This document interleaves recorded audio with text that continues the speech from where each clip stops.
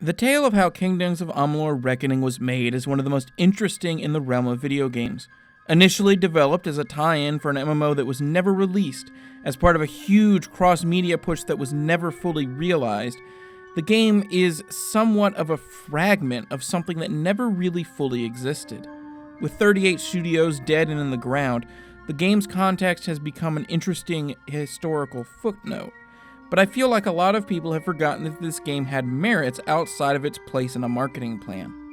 As soon as you boot up the game, just with the opening cutscene, it very quickly becomes clear that the creators of this game had a whole bunch of Lord of the Rings envy, with an elaborate cutscene explaining as much of the R.A. Salvatore background lore as can be condensed into a few minutes, throwing arcane terms and minute details out at a rapid-fire pace before throwing you in the world with what is still somehow less knowledge than you really need to understand what's going on. If you're interested, though, the game doesn't miss any chances to offer you a choice to learn more. Every single conversation with practically every NPC in the game allows you to ask some really basic questions about the world. So if you wanted to hear the same answer from every single voice actor in this game, it's got you covered. As far as the quality of the story is concerned, I felt like the world had a certain level of potential, but the actual story that Reckoning is telling is pretty bland and generic fantasy fare. But while the game gives a ton of attention to its story, the combat is every bit as intriguing of a subject.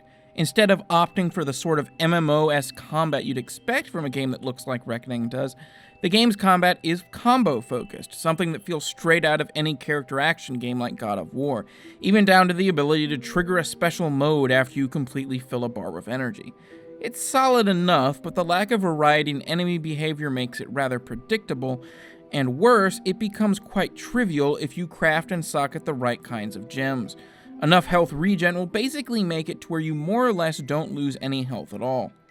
But beyond the combat, Reckoning completely embraces its obvious MMO influences, with hub towns scattered across the world offering up a number of quests to perform in their immediate area.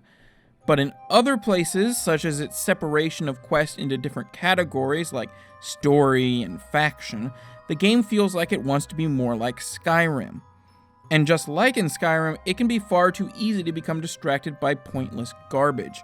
The number of almost universally pointless quests stacks up extremely quickly, just about as soon as you hit the first town.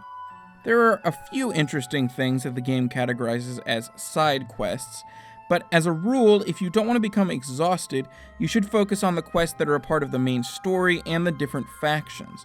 And unless you absolutely need the XP for some reason, never do the quests in the tasks category. They're the most tedious of the lot. Reckoning is a game that I respect a lot for what it tries to achieve, its lofty goals. The game's dedication to its lore is extremely impressive, even if I find its high fantasy nature tiring at this point. It's clear there was a whole backstory here, a huge tome full of detail after detail that the game is eager to share with you, most of which is never utilized, and at this point likely never will be. Sure, when it comes to actually playing it, the endless side quest wore down my completionist-obsessed side, and the combat eventually grew dull. But that only happened after about 40 hours or so of enjoyment. Kingdoms of Amalur Reckoning may not excel like the games it imitates, but it still succeeds in its own way. Every Friday, I look at a game that was ignored when it came out, or has been forgotten since. Games that a lot of people have missed.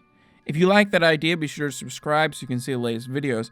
If you like this video in particular, be sure to hit that like button, and thanks for watching.